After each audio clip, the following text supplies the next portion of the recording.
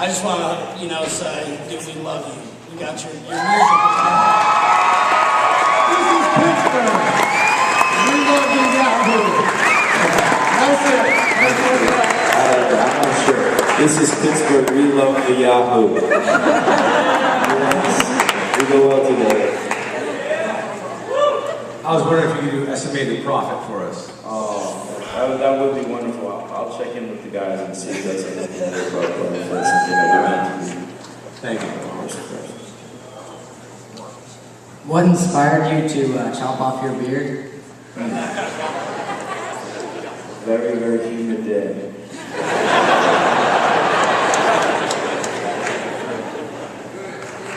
Hi. I'm from Austin, Texas. And, sorry? Stay weird. I wanted to know why you recorded your album there and what your experience was like. Well, it wasn't really, at the time, it wasn't really my call. It was like, I had been living in Crown Heights for some time in Brooklyn,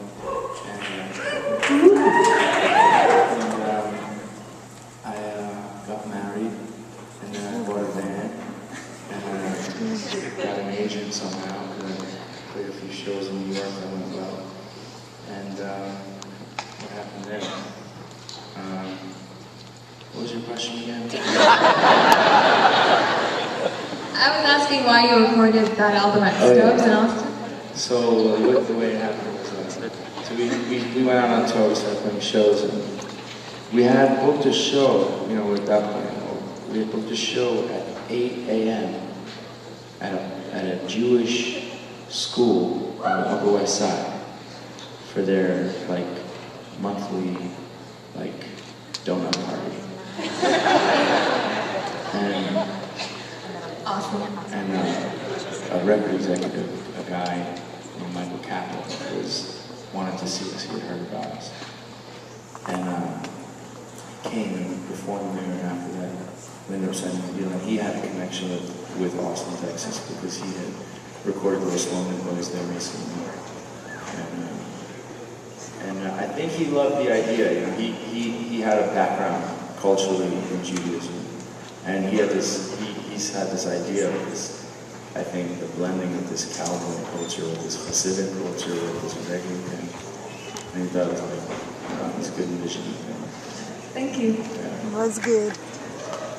Plus, Austin is the capital of weird, so where else? That was the fast and quick answer.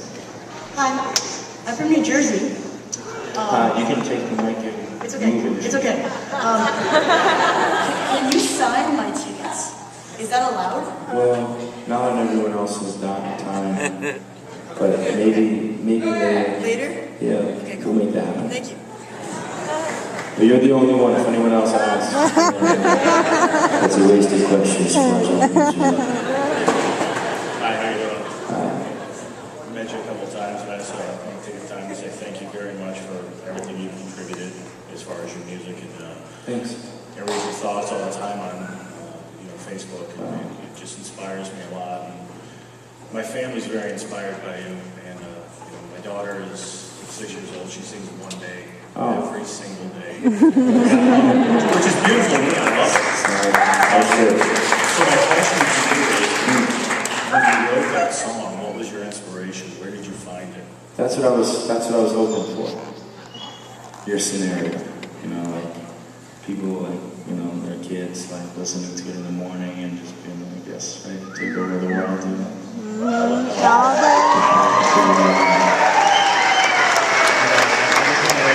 It's a pretty bold statement. Yeah. It's the way that I feel. I think it's a lot of people are afraid to say it. You're our generation's Bob Marley. Oh, come on. Thank you. God bless you. All right, talk that. With you outside. Well, I'm going to kind of piggyback on that guy and say, on your acoustic album, your advice to teens is let go of what you know. Oh, yeah. So, as a father of young children, what's your advice to us parents of young children? Oh, parents of young children? Let go of your cell phone. No, I'm just That's what, I don't know. What's my advice to parents? Damn. It's crazy because I'm on both sides of that coin, I feel like. Turn off the TV. Turn off the TV. Yeah. Feed your children good food. Stuff like that. That's a good place to start, actually. It's a very simple place to start. And it's like the most important thing. This is the second show I've seen you here. It's been incredible. The first time was with the Dirty Heads, and it was really neat to see you. You're so interactive and fun with everybody. But, you know, I'm a college student, and I'm trying to find myself in life, trying to find out where I want to go. And something important to me is, you know, what makes me happy, and I want to know what makes you happy. Well, that's a good question. Making music. I think happiness, where does happiness come from? It's a good question. It's a really good question. I'm trying to remember. No, I'm just kidding. I don't know. Do you know the answer? Tell me. No, that's what I'm asking you. Well, maybe we can ask the answer, the question together rather, in the second half of the set with the music. Sounds good to me. And maybe we guess what the answer. Hello. Hi. This might be a little off topic, but we want to know boxers or briefs. I'm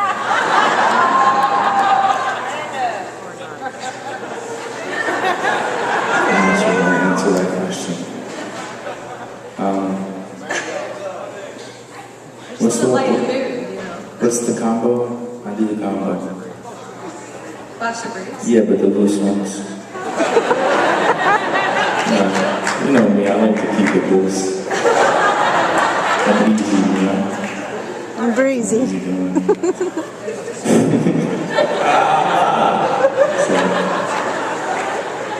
Hey, Matisyahu. Hi. We drove It's from... nice getting to know you. I feel very familiar all of a sudden. It's funny because I met you in Columbus, but we drove from Hamilton, Ontario, Canada.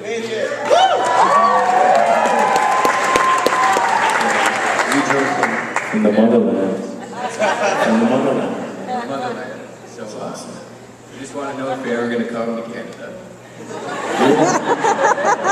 don't mind the drive. I really don't. I hope to be there. Maybe That's so soon. funny. Okay. Toronto. All right. Have a nice drive. I have an exam at 1:30 tomorrow. It's a 5-hour drive, so I'm suffering over here. My question is: there a live at Stubbs 3 maybe coming up? Well, I think for my next record, I'm not sure exactly what I'm going to be doing, but part of the record is definitely going to be with the Dub Trio. So it won't be. Yeah, clap for them. Clap for them. They're great. Clap for them. Thank you. I heard something about Trevor Hall. Are you touring with him too, maybe? Not that I know of. He's in India. Hope he's having a good time. I'm sure he is. Bathing.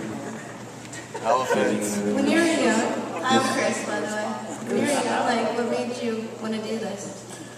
I think it just spoke to me. Music spoke to me. That was the thing that really touched me when I was young, when I was trying to figure out, I guess, what made me happy, or what were the things that were important to me that resonated with me, that made me feel something.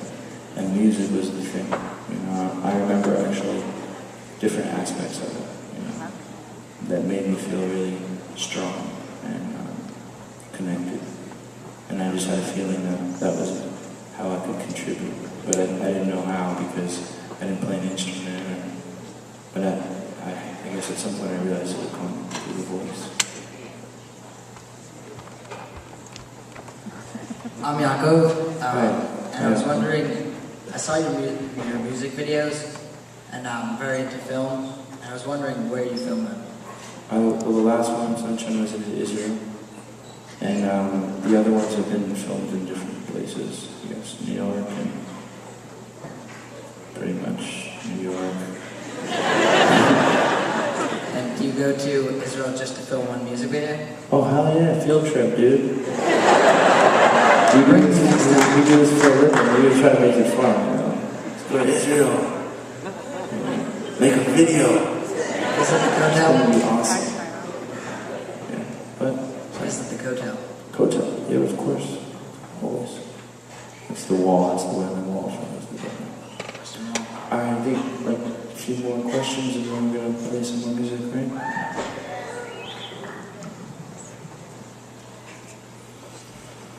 Hello. Hey, I'm Jeremy. Hi, I'm going to ask you a Jeremy. deep one. Okay, great. How do you connect with God? How do Hit you me connect? with your best shot. How do you connect with God? I guess the main way I try to connect with God is through, the initial way is through breathing. You know, I try to maybe turn off the phone and make us a time, you know. Although sometimes it happens when you don't expect it. But you can't force it. That's one thing I realized, that you can't really force the connection. But you can kind of open yourself up to it so that when it's there, when something's happening, you're, you know, in awareness of the glory of God in that moment.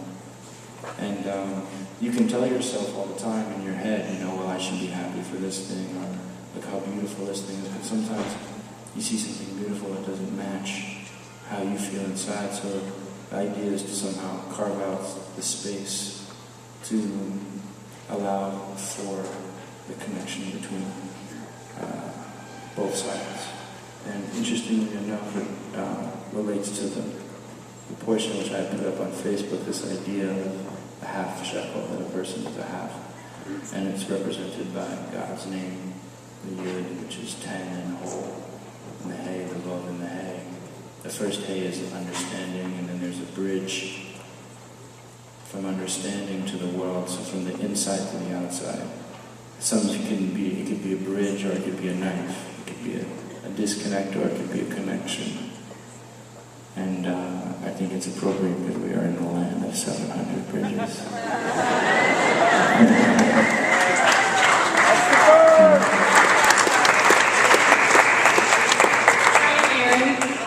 First, I was going to ask the Trevor Hall one, but that's already done with. I hope you come to Cleveland, though, sometime soon. I know you got a lot of negative feedback with your whole image change and the music and all that. How did you deal with that? I know that there was a lot of hateful things said, and a lot of good things and a lot of bad things, but how did you get past all the negativity that people were saying?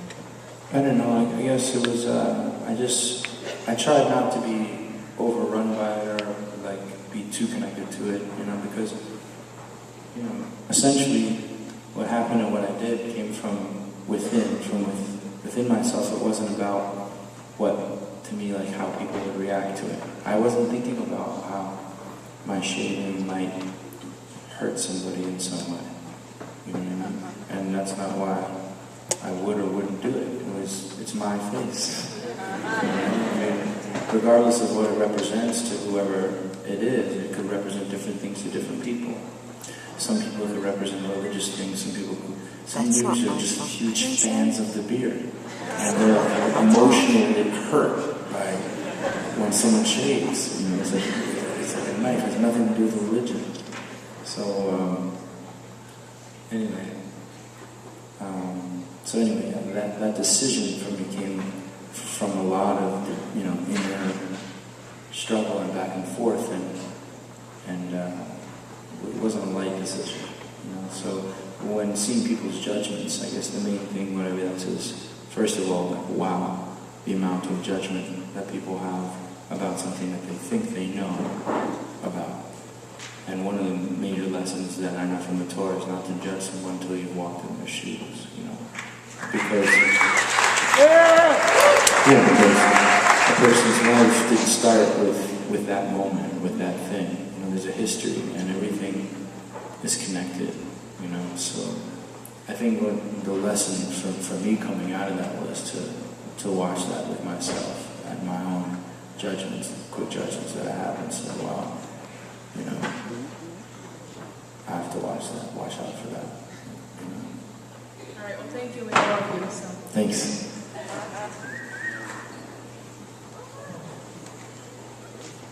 Hi. I understand that in October you were at Syracuse University at the One World Peace Summit. And I happen to be the father of the dude who said his father really loves your music.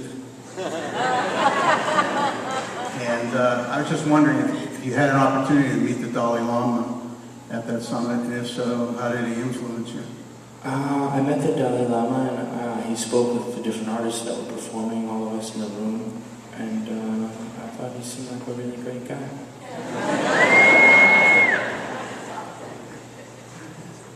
Thank you very much.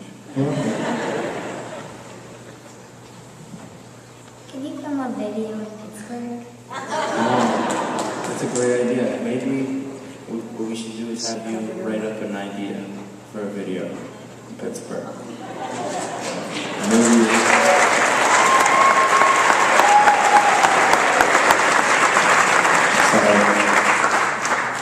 Hi, I'm Brandon. I'm from Colorado, representing. Yeah, Colorado. I like the opening act. I forgot what his name was. Lady Robin. Yeah, I think he's going to be a star in the future. Way to go. You got a good eye for talent. Thanks. Also, if you were to challenge like Justin Timberlake at beatboxing, do you think you would beat him? Or have you ever met him before? Or are you a fan of NSYNC? Yes. Hey, Brandon. You're awesome. I don't know the answer to any of those questions. But, Well, I like the opening act. Way to go. thank you. Brandon, Colorado. Okay, so we're gonna play more music now.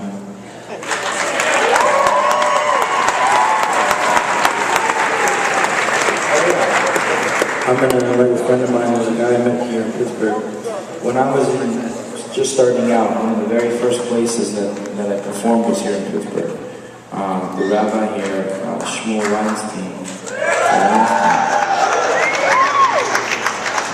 had me and my band come out. I remember we pulled up to Pittsburgh in the van, and they invited us in, and they had like this amazing breakfast for everybody there, and they were just amazing to us. And we always open their homes to me when I'm here. But I met a young man there, and I think he's a very special person, and he made a real impact on me. This is years later, we haven't really seen each other, but he just popped up, so he's going to come up and we're going to just, I guess, improvise a little bit. We've never actually done this before.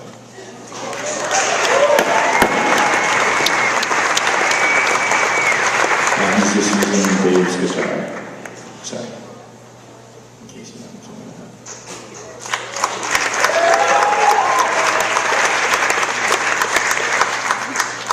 This is Gedalia. Gedalia, I don't even know your last name. Ironson, that's it.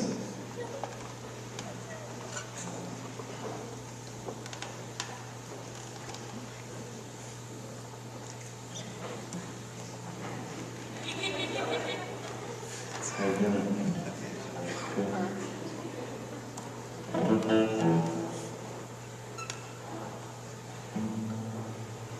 I have no idea what he's going to do right now.